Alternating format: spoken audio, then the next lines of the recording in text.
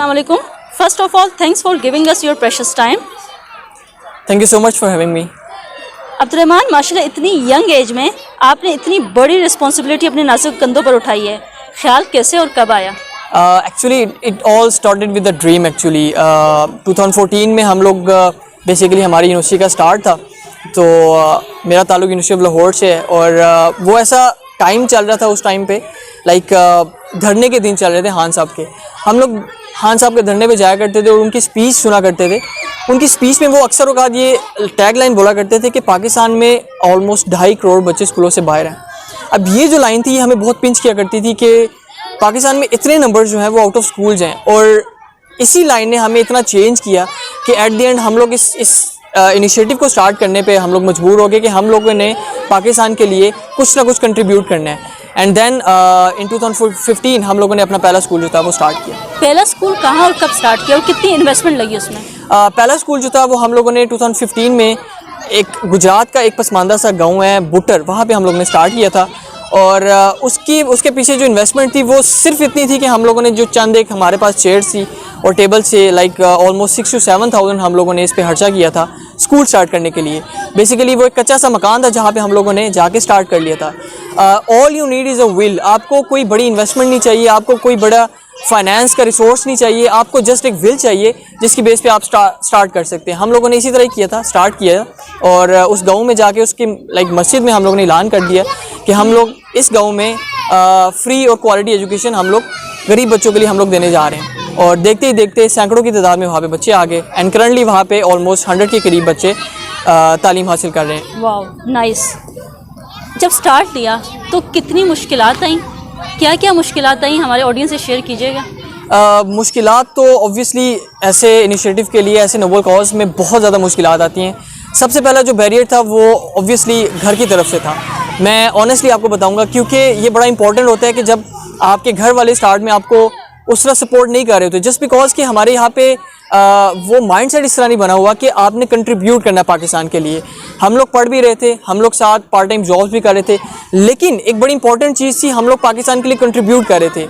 Support हमें all in all जो हमारे सराउंडिंग्स में जो लोग थे जो इस कॉज का हिस्सा बन रहे थे, सिर्फ वहाँ से हमें सपोर्ट हासिल हो रही थी। घर की तरफ से ये चीज़ थी कि आप लोग अपनी तालीम पे ज़्यादा तवज्जो दो, आप लोग पार्ट टाइम जॉब्स की तरफ ज़्यादा तवज्जो दो।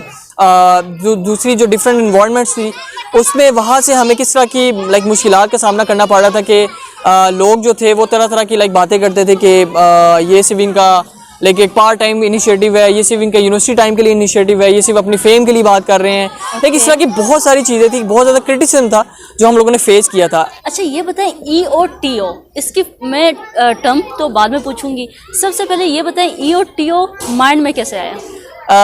हम लोग प्लान करते आ रहे थे कि इस पूरे इनिशिएटिव का जो नाम होगा वो किस तरह का हो। हम लोग एक एक इंडिविजुअल पे ये रिस्पॉन्सिबिलिटी डालना चाहते थे कि जब तक वो कंट्रीब्यूट नहीं करेगा पाकिस्तान के लिए, लाइक हम लोग इस मुल्क को उस मुकाम तक नहीं लेके जा सकते। तो हम लोग प्लान करते आ रहे थे कि इसका नाम किस तरह का जोड़े ताकि एक इंडिविजुअल इसके नाम से ही उसको आइडिया हो जाए कि ये इनिशिएटिव है क्या। तो ईच वन लाइक एक इंडिविजुअल टीच वन, कि जो ऐसे डिज़र्विंग बच्चे हैं कि जो आपको अंडर प्रिविलेज लगते हैं, डिज़र्विंग बच्चे हैं, उनको पढ़ाएंगे तो हम लोग जितने भी आउट ऑफ स्कूल बच्चे हैं उनको हम लोग स्कूल तक पहुंचा सकते हैं। तो ईच वन टीच वन, ये दो डिफरेंट एक सेगमेंट्स हैं, उनको हमने जोड़ के एक फाउंडेशन का नाम हमने बनाया था।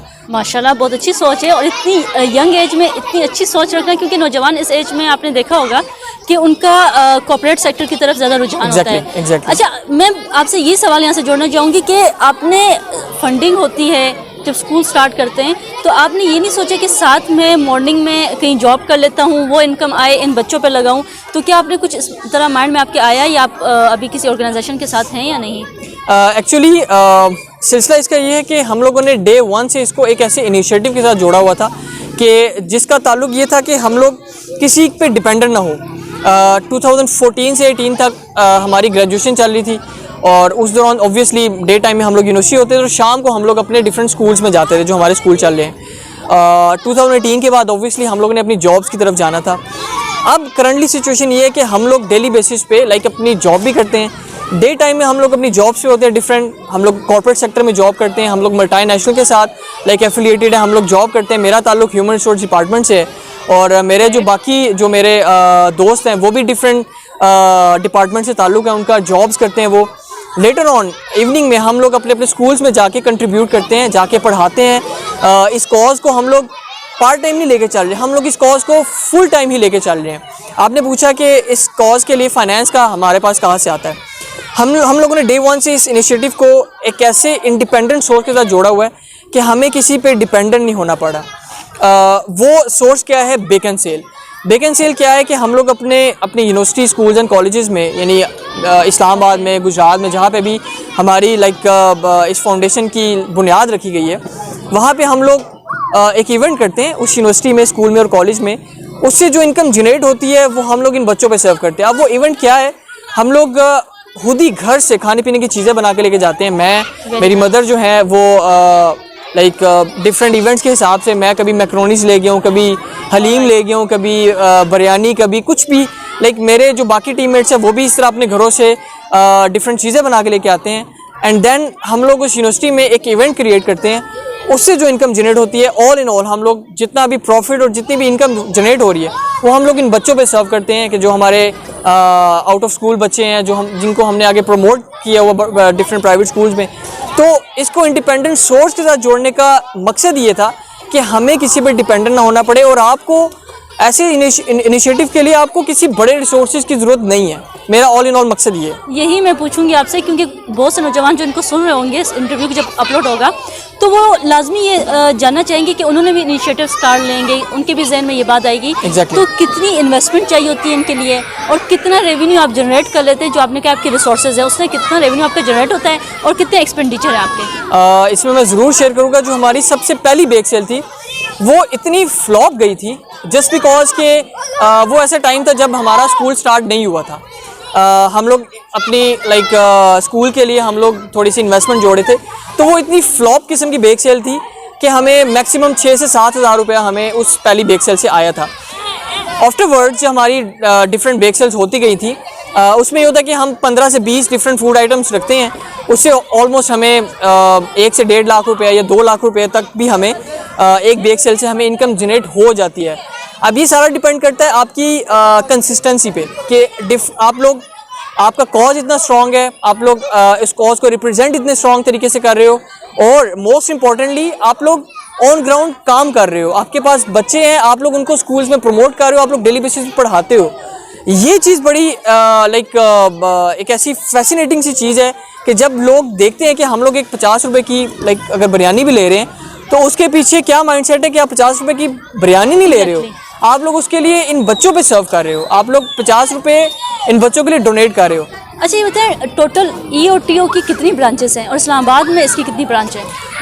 करंटली हमारे 3 स्कूल्स इन रनिंग है, जिसमें से 2 गुजरात में है, एक हमारा इस्लामाबाद में है और एक हमारा विद इन अ वीक हम लोग गुजरातवाला में भी स्टार्ट कर रहे हैं। वहाँ पे भी स्ट्रीट स्कूल गिफ्ट यूनिवर्सिटी की एफिलिएशन से हम लोग स्टार्ट कर रहे हैं। जो बाकी 2 स्कूल जो हमारे गुजरात में है, दिस इज़ द वन, ये हमारा 3rd वन है जो कि इस्लामाबाद में रावल टाउन में मौजूद है। जो 2 गुजरात में है उसमें से एक गुजरात का पसमानदा इलाका है बुटर, वहाँ पे जो मैंने पहले जिक्र किया। दूसरा जो स्कूल है वो स्ट्रीट स्कूल है, वो कंटेनर स्कूल है। Pakistan first ever street container school है, जो कि आप एक यूनिवर्सिटी की क्लासरूम में आप एक एनवायरनमेंट देखते हैं, एक फुली फर्निश्ड एनवायरनमेंट आप देखते हैं, projector based classroom, fully furnished air condition classroom, carpeted classroom, executive chairs, all you can see as के एक यूनिवर्सिटी में जो इंफ्रास्ट्रक्चर दिया जाता है वो हम लोगों ने कचरा उठाने वाले, कूड़ा उठाने वाले, भीख मांगने वाले ऐसे बच्चे के जो आउट ऑफ स्कूल हैं, उन बच्चों के लिए हम लोगों ने कंटेनर स्कूल का आगाज़ किया था, और जो कि Pakistan first ever street container school है। राइट। अच्छा, क्या ये बच्चे रेगुलर आते हैं? एग्जैक्टली ये बच्चे डेली बेसिस पे यहाँ पे मौजूद होते हैं। असर से मगरिब तक ये बच्चे यहाँ पे आते हैं। और टाइमिंग्स क्या हैं? टाइमिंग्स इसकी ये है कि हम लोग असर से मगरिब तक पढ़ाते हैं। जो भी सीज़न के हिसाब से टाइमिंग चल रही होती है असर से मगरिब के दौरान, वो हम लोग। और इनका टाइम टेबल क्या है? सॉरी, टाइम टेबल क्या है इनका? टाइम टेबल ये है कि हम लोग डेली बेसिस पे तीनों सब्जेक्ट्स लेके इनको पढ़ा रहे होते हैं, इंग्लिश, उर्दू और मैथमेटिक्स। प्लस हम लोग का फोकस होता है कि हम लोग 40% एजुकेशन है, 60% हम लोग ग्रूमिंग पे काम करते हैं। ग्रूमिंग क्या है कि हम लोगों ने इनको different sports activity, different physical activity में हम लोगों ने इन बच्चों को इन्वॉल्व किया हुआ है। एंड सैटरडे एंड संडेज वो दिन है कि जिसमें हम लोग इन बच्चों को सिर्फ एक्टिविटीज़ ही करवाते हैं ताकि इन बच्चों की फिजिकल एंड मेंटल ग्रूमिंग सबसे ज़्यादा हो। अच्छा, जैसे कि मैंने देखा है और मेरा पर्सनल एक्सपीरियंस है कि ये जो बच्चे होते हैं ये थोड़ा आम बच्चों से मुनफरद होते हैं, मतलब इनका जहन इतना फास्ट काम नहीं करता जैसे आम बच्चे का। इन पे कोई बात भी जो असर करती है वो बहुत देर से करती है। तो इन बच्चों को पढ़ाना कितना मुश्किल है। सेकंड, साथ ही ये सवाल अटैच कर देती हूँ कि इनके पेरेंट्स होते हैं वो बहुत थ्रेटन करते हैं। जब इनको पढ़ाने के लिए बुलाया जाता है तो आपको मीडिया की भी धमकियाँ दी जाती है, आपको ऊपर से भी धमकियाँ दी जाती हैं। तो कितना डिफिकल्ट है बच्चों को पढ़ाना। ऑब्वियसली इन बच्चों को पढ़ाना बहुत बड़ा एक काम है, क्योंकि ये बच्चे वो बच्चे नहीं है कि जिनको आप स्ट्रेट अवे प्राइवेट स्कूल में, गवर्नमेंट स्कूल में दाखिल करवा दोगे ये पढ़ना शुरू कर देंगे। इनका सबसे पहले माइंडसेट बनाना पड़ता है कि आपने पढ़ना है, क्योंकि ये बच्चे अपनी एज से आगे निकल चुके होते हैं कि इन्होंने अगर एक नर्सरी क्लास में जिस बच्चों को हम प्रमोट कर रहे हैं तो वो 7-8 साल का बच्चा होता है। अब इन बच्चों को हम लोग किस तरह ग्रूम करते हैं, किस तरह ग्रैब करते हैं, इन बच्चों को हम डिफरेंट एक्टिविटीज़ में इन्वॉल्व करते हैं ताकि ये बच्चे यहाँ पे इंडल्ज हो जाए, यहाँ पे ग्रैब हो जाए। जैसे जैसे बच्चे डिफरेंट एक्टिविटीज़ में इन्वॉल्व होते जाते हैं, इनको आइडिया होता जाता है कि एजुकेशन इज़ नॉट जस्ट कि ये जो स्कूल में देखते हैं कि डेली बेसिस पे आपने किताबें खोलनी है, आपने पढ़ना है। एजुकेशन इज़ व्हाट हम लोग यहाँ पे जो जिस तरह इन बच्चों को काम करवा रहे हैं, जिस तरह इन बच्चों को पढ़ा रहे हैं, हम लोग इन बच्चों को डेली बेसिस पे कोई ना कोई इंटरेक्टिव एक्टिविटी में इन्वॉल्व कर देते हैं ताकि इन बच्चों का ध्यान जो है ना वो ना सिर्फ पढ़ाई की तरफ रहे बल्कि different curriculum, extra curricular activities की तरफ क्या है। मतलब इनका जो सब्जेक्ट्स हैं आप जो बनाया हुआ है आपने सिलेबस, वो सिलेबस कहाँ से उठाया है, कहाँ से जनरेट हुआ है, वो क्या है? इसके पीछे बहुत लंबी एक हमारी मेहनत है कि हम लोगों ने सबसे पहले इन बच्चों का माइंडसेट साइकोलॉजिकली हम लोगों ने देखा है कि इन बच्चों की नीड क्या है। इन बच्चों की नीड को देखते हुए हम लोग ने अनकॉन्शियस लर्निंग पे काम करना शुरू किया। वो अनकॉन्शियस लर्निंग क्या है कि ये बच्चे अपनी डेली एनवायरनमेंट से, डेली एक्टिविटी से ये बच्चे सीख रहे होते हैं कि हम लोग किस तरह डेली बेसिस पे हम लोग क्या ABC ये डिफरेंट अल्फ़ाबेट्स हैं, हम लोग डिफरेंट प्रोडक्टिव एक्टिविटी के साथ इन बच्चों को सिखा रहे होते हैं। जैसे डिफरेंट पत्थरों से हम लोग जोड़ के ए बनाना इनको सिखा रहे होते हैं। अनकॉन्शियसली ये ए के ऊपर कलरिंग कर रहे होते हैं, इनको पता होता है, एट द एंड इनको पता चल जाता है कि हम लोग ए पे कलर कर रहे हैं। दूसरा आपका क्वेश्चन था कि पेरेंट्स को किस तरह हम लोग को कन्विंस करते हैं। स्टार्ट में तो बहुत मुश्किल होता है पेरेंट्स को ये बावर करवाना कि आपके बच्चे जो है सीख रहे हैं। हम लोगों ने इसका क्या हल निकाला था, हम लोगों ने सोर्स ऑफ इनकम होते हैं इनके एग्जैक्टली हम लोगों ने क्या किया था, इन बच्चों के पेरेंट्स को हम लोग वंस इन अ मंथ हम लोग अपने स्कूल में लेके आते हैं और स्ट्रीट पेरेंट्स टीचर मीटिंग के नाम से हम लोग इनकी यहाँ पे पेरेंट्स टीचर मीटिंग करते हैं और उनको बताते हैं कि आपका बच्चा कितना ग्रूम कर रहे हैं, वन थिंग। एंड सेकंड, जो बच्चे दिन के टाइम पे रेडी लगा रहे होते हैं, डिफरेंट लेबर वर्क में वो काम करते हैं, डिफरेंट जगहों पे काम करते हैं, उनको हम लोग क्या करते हैं, जब वो बच्चे इतने ग्रूम इनफ हो जाते हैं, हम लोग उन बच्चों को सुबह के टाइम प्राइवेट स्कूल में प्रमोट करते हैं। अच्छा, सरकारी स्कूल पे, सॉरी आपको इंटरप्ट कर रही हूँ। जी। मेरा सवाल इसलिए है कि मेरा पर्सनल एक्सपीरियंस है, रिसर्च है पूरी, क्योंकि मेरे फैमिली मेंबर भी जो हैं वो इन्हीं बच्चों को पढ़ा रहे हैं। आपको पता होगा कि गवर्नमेंट स्कूल कच्ची बस्तियों के पास इन्हीं के लिए बनाए गए हैं, यही बच्चे वहाँ पे जाते हैं। तो आप, और बल्कि टीचर जो हैं अगर देखा जाए तो बहुत ज़्यादा वो इंटेलिजेंट है, काबिलियत है, काफ़ी अच्छे टीचर उन्होंने इन बच्चों के लिए हायर किए हैं। ये बताएं कि आपके माइंड में नहीं है कि प्रॉपर छत तले जहाँ पे सारी फैसिलिटीज़ हैं लेकिन इन बच्चों को पढ़ाने के लिए अच्छे टीचर्स जो हैं और भी उनको रिक्वायर्ड है। आप जैसे नौजवान तो आपने सोचा नहीं कि प्रॉपर प्रोसीजर के थ्रू उनको जाके पढ़ाएं आप? सबसे पहले तो ऐसे ओपन स्पेस पे या ऐसे जगह पे इनिशिएटिव स्टार्ट करने का मकसद ये होता है कि ये एक सिंबॉलिक एफर्ट है। हम लोग ये कहते हैं कि आपको किसी बहुत बड़े रिसोर्सेज की ज़रूरत नहीं है कि आपको बड़ी हाई फाई बिल्डिंग रिक्वायर्ड होगी या आपको हाई फाई रिसोर्सेज रिक्वायर्ड होंगे तब जाके आप ऐसे कोई इनिशिएटिव स्टार्ट कर सकते हो। नहीं, हम लोग ओपन प्लेस पे पढ़ा रहे हैं, वन थिंग। सेकंड चीज़ ये कि जो हमारे डिफरेंट गवर्नमेंट स्कूल्स हैं, हमारा असल में पिछला जो एक्सपीरियंस गुजरा गवर्नमेंट स्कूल के साथ वो बहुत बुरा गुजरा है। बट ऑब्वियसली इस्लामाबाद में अच्छे गवर्नमेंट स्कूल्स मौजूद हैं जहाँ पे अच्छी फैसिलिटीज़ प्रोवाइड की जाती है, अच्छे तरीके से इन बच्चों को ग्रूम किया जा सकता है। बट ये बच्चे ऐसे हैं कि जिनको आप स्ट्रेट अवे गवर्नमेंट स्कूल में डाल देंगे, एज ए सेड अर्लियर, ये बच्चे भाग जाएंगे। उसकी सबसे बड़ी वजह ये है कि इन बच्चों का माइंड सेट डेवलप नहीं हुआ होता।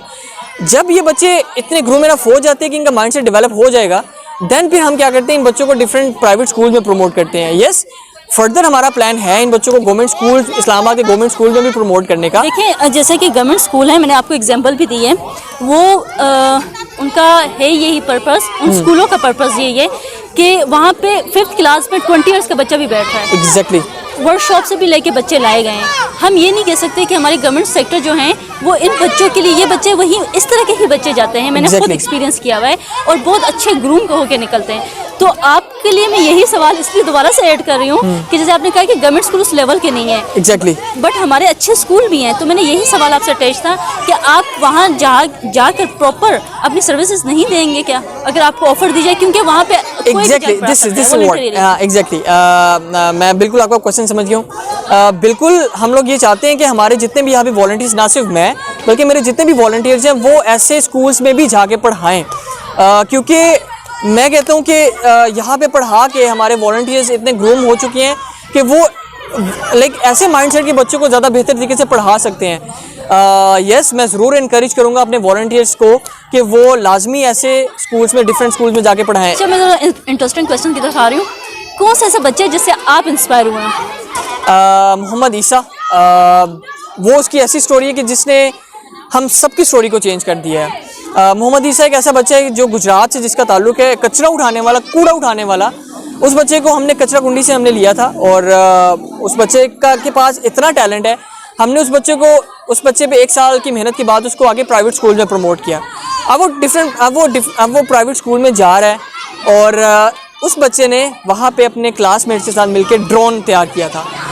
ये हमारे लिए बहुत ही एक इंस्पायरेशनल स्टोरी है कि एक वो बच्चा कि जो कचरा उठाने वाला बच्चा है, वो बच्चा एट द एंड ड्रोन तैयार कर रहा है, और किसी बड़ी क्लास में नहीं, उसने 3 क्लास में अपनी क्लासमेट्स के साथ मिलकर ड्रोन तैयार किया था। तो इट्स एक्सेप्शनल स्टोरी, जिस स्टोरी ने हमें इंस्पायर किया, उस बच्चे से हम लोग इंस्पायर होते हैं। डेफिनेटली। अच्छा, और कितने स्कूल कायम करेंगे, और क्या आपका इरादा है कि अगर ये, क्योंकि आप लोग देखें इस तरह के अच्छे इनिशिएटिव देखें तो लोग इसमें कंट्रीब्यूट करते हैं, तो क्या लोगों की कंट्रीब्यूशन, पहले तो ये पूछूं कि लोगों की कंट्रीब्यूशन है, एनजीओस की कंट्रीब्यूशन है या नहीं है। सेकंड थिंग, इसको आप बढ़ाएंगे, कोई प्रॉपर स्कूल की तरफ जाने का कोई इरादा है आपका? इंशाल्लाह हमारा प्लान तो है, जो हमारा करंटली ये इस्लामाबाद का स्ट्रीट स्कूल है, इसको हम लोग हट स्कूल में कन्वर्ट कर रहे हैं। अब हट स्कूल क्या है कि एक सिंपल सा हट होगा, उसके अंदर ये सारे बच्चे बैठ के पढ़ेंगे। इन फ्यूचर डिफरेंट जगहों पे हमारा प्लान स्ट्रीट स्कूल ओपन करने का। अच्छा, आपने इतना अच्छा इनिशिएटिव जैसा कि लिया है, और बहुत से लोग इसको देख के चाहेंगे कि वो आपके साथ कंट्रीब्यूट करें, और ये एक अच्छी चीज़ है, इस पर कंट्रीब्यूशन बनती भी है। वो कहाँ पे आपको रीच करें? अगर आप डोनेट करना चाह रहे हैं, आप लोग एज ए वॉलंटियर इसका पार्ट बनना चाह रहे हैं, वो सारी इन्फॉर्मेशन हमारी वेबसाइट पे मौजूद है। प्लस हमारा इंस्टाग्राम और फेसबुक पेज हमारा एक्टिव है, वहाँ पे डेली की एक्टिविटी आप लोग जाके देख सकते हैं कि इन बच्चों को हम लोग किस तरह ग्रूम कर रहे हैं, किस तरह हमारी एक्टिविटीज़ परफॉर्म हो रही हैं। तो आप लोग हमारे डिफरेंट सोशल मीडिया के थ्रू हमें कांटेक्ट कर सकते हैं, हमें डीएम कर सकते हैं। वहाँ पे भी नंबर्स हमारे मेंशन्ड है कि जिसके थ्रू आप हमें कांटेक्ट कर सकते हैं। अच्छा, हमारे यूथ को आप क्या पैगाम देना चाहेंगे? सबसे बड़ा मेरा यही मैसेज है आप सबके लिए, जितने भी लोग ये सुन रहे हैं, कि पाकिस्तान के लिए किसी न किसी वे में कंट्रीब्यूट करें, चाहे एक माइनर से वे में, एक छोटे से वे में, लेकिन आप कंट्रीब्यूट करें। आप किसी गली में फिरने वाले बच्चे का आप बेड़ा उठा लें, उसकी तालीम का, आप उसको घर पे बुला के आप तालीम उसको दे सकते हैं। आप किसी ऐसे इनिशिएटिव का पार्ट बन सकते हैं कि जो ऐसे नोबल कॉज को जो लेके चल रहे हैं। यानी आप अपने वीक में से, मैं डे में से नहीं कह रहा, आप अपने वीक में से कोई एक डे ऐसा रख सकते हैं जिसमें आप पाकिस्तान के लिए समहाउ कंट्रीब्यूट कर सकते हैं। अच्छा, जैसे कि बारिश आने वाली है, हम देख रहे हैं, तो इन बारिश जब आती है, मौसम की सख्ती वगैरह को कैसे हैंडल करते हैं? सिर्फ फ्राइडे हमारा ऑफ होता है इस्लामाबाद में, और संडे हमारा गुजरात में ऑफ होता है। बाकी बारिश के दिनों में भी हम लोग ऑन होते हैं। अगर स्कूल टाइम के अंदर बारिश हो रही है तो ऑब्वियसली हमारा ऑफ होता है। लास्ट में मैं गुड बाय कैसे कहेंगे? मैं ज़रूर चाहूँगा कि आप सब लोग इस चैनल को सपोर्ट करें, प्रमोट करें।